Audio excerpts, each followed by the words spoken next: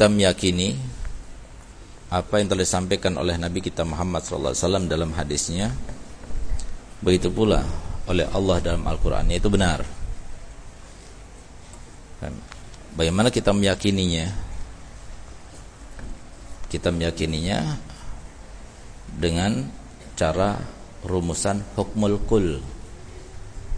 Kalau sebagiannya, bahkan sebagian besarnya apa yang disampaikan oleh Nabi kita Muhammad SAW itu benar adanya, sesuai dengan apa yang disampaikan, nyata dan fakta, maka apalagi yang lain-lainnya gitu. Walaupun itu belum terjadi pada kita. Saya sudah gambarkan bagaimana kita meyakini bahwasanya apa yang disampaikan Nabi SAW itu benar, karena yang sudah terjadi itu sesuai dengan kenyataan yang disampaikan oleh Nabi kita Muhammad SAW. Di antaranya, suatu waktu pernah Nabi kita Muhammad SAW dalam keadaan duduk memangku cucunya tercinta, yaitu Sayyidina Husain. Kemudian dia berkata pada sahabat Abu Hurairah, nanti putraku Husain ini akan punya anak namanya Ali. Dia adalah orang yang paling baik ibadahnya di dunia. Nanti Ali akan punya anak namanya Muhammad.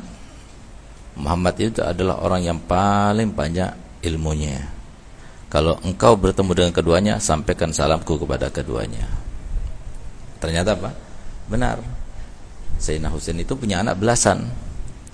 Tapi ternyata ketika perang Karbala meninggal, banyak di antara mereka terbunuh, sehingga tidak tersisa kecuali satu. Siapa dia? Ali Zain Abidin. Kenapa Sayyidina Ali Zain Abidin tidak terbunuh?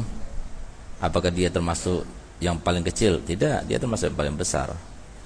Waktu kejadian itu beliau umurnya sekitar 16 tahun. Bukan yang paling kecil. Dan beliau ada di Ma'rokah itu, di dalam medan peperangan itu. Tapi kenapa masih tersisa beliau dari sekian banyak anak Sayyidina Husain? Karena disebutkan oleh lisan mulia Nabi kita Muhammad SAW, sebelum terjadi sesuai dengan yang diucapkan Nabi SAW, tidak akan meninggal. Sebelum dia punya anak, sebelum dia kawin dan punya anak namanya Muhammad, enggak bakal meninggal, seperti disampaikan. Dan ternyata benar. Ketika terjadi peperangan itu, maka beliau terkena suatu penyakit semacam malaria gitu ya.